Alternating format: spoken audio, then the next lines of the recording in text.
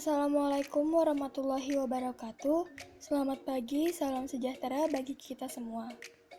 Di sini saya akan menjelaskan tentang pengaruh interaksi sosial terhadap pembentukan lembaga sosial. Sebelum dimulai, perkenalkan nama saya Widya Nurhandari dari Prodi Transportasi kelas B dengan NIM 15 11 52 10 12. Di sini saya sudah membuat konteks apa saja yang akan kita bahas. Yang pertama, pengertian lembaga sosial. Yang kedua, proses pertumbuhan lembaga sosial. Yang ketiga, tipe-tipe lembaga sosial. Yang keempat, pengaruh dari interaksi sosial terhadap pembentukan lembaga sosial. Yang pertama adalah pengertian lembaga sosial. Lembaga sosial atau dikenal juga sebagai lembaga kemasyarakatan, salah satu jenis lembaga yang mengatur rangkaian tata cara dan prosedur dalam melakukan hubungan antar manusia saat mereka menjalani kehidupan bermasyarakat dengan tujuan mendapatkan keteraturan hidup. Ada juga pengertian lembaga sosial menurut para ahli. Yang pertama, menurut Horton Hart Emory, lembaga sosial adalah sistem norma yang dipakai dalam mencapai tujuan kegiatan yang dipandang penting oleh masyarakat secara formal ataupun sekumpulan tata kelakuan yang berfokus pada kegiatan manusia. Dengan kata lain, lembaga adalah pengaruh interaksi sosial terhadap pembentukan lembaga sosial, proses yang tersusun untuk melakukan interaksi sosial.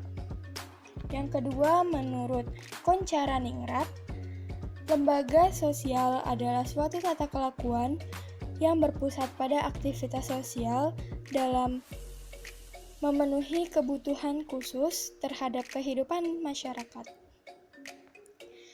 Yang ketiga adalah Lepon van Wees. Lembaga sosial adalah proses hubungan antar manusia dan antar kelompok yang sesuai dengan minat sehingga dapat memelihara hubungan sosial tersebut.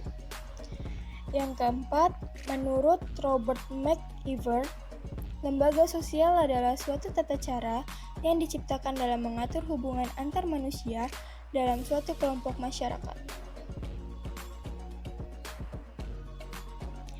Yang kedua, ada proses pertumbuhan lembaga sosial.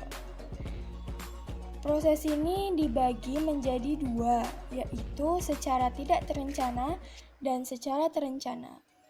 Secara tidak terencana yaitu lembaga sosial yang lahir secara bertahap, sebab biasanya lembaga ini terjadi saat masyarakat menghadapi masalah-masalah yang berkaitan dengan pemenuhan kebutuhan hidup masyarakat. Contohnya adalah ketika dulu masyarakat menggunakan sistem barter, namun karena hal ini tidak efisien, maka dibuatlah alat pembayaran, dalam hal ini adalah uang, sehingga muncul lembaga keuangan seperti bank.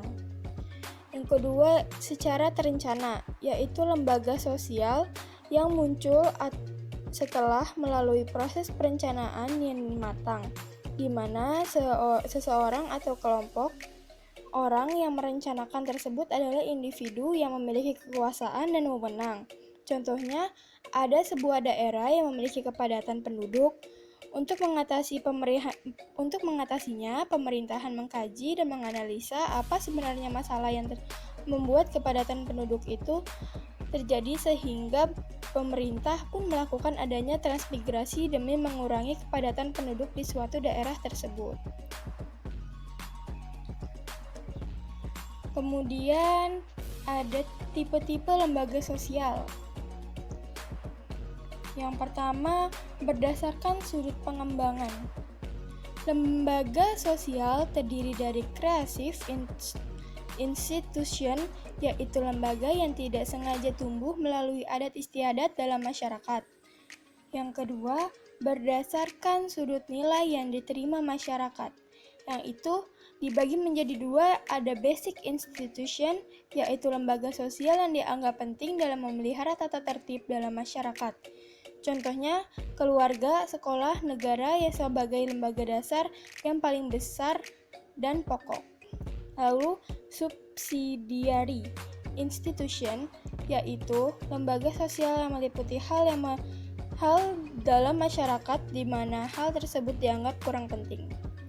Yang ketiga, berdasarkan sudut penerimaan masyarakat.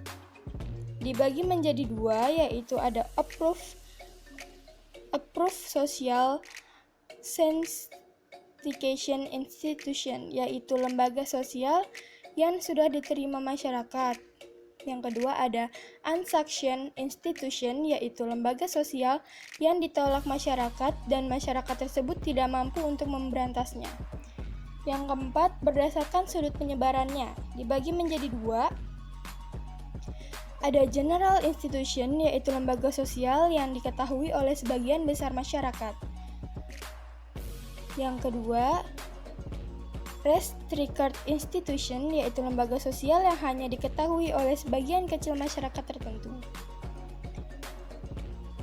Selanjutnya, ada berdasarkan fungsinya. Operative institution, yaitu lembaga sosial yang mengumpulkan pola-pola atau metode yang dibutuhkan pengaruh interaksi sosial terhadap pembentukan lembaga sosial oleh masyarakat yang bersangkutan. Selanjutnya ada pengaruh interaksi sosial terhadap pelembagaan sosial. Agar tercapai keteraturan sosial, dibutuhkannya adanya tertib sosial, adanya order, adanya keajegan, dan adanya pola. Adanya tertib sosial yakni keteraturan yang terjadi karena adanya norma. Adanya order yakni terhadap masyarakat yang mulai menerima dan memandang tata tertib itu sendiri. Adanya keajegan yakni terhadap di mana interaksi sosial, norma, dan ciri-ciri nilai sosial mulai menemukan kesesuaian dalam masyarakat. Yang terakhir, adanya pola yakni terhadap di mana keajegannya diulang sehingga dapat membentuk pola perilaku masyarakat. Dalam tahap ini, perilaku sosial, norma, dan nilai-nilai sosial telah menjadi suatu perwujudan dalam segala kegiatan yang dilakukan oleh manusia. Terima kasih, sekian dari saya. Wassalamualaikum warahmatullahi wabarakatuh.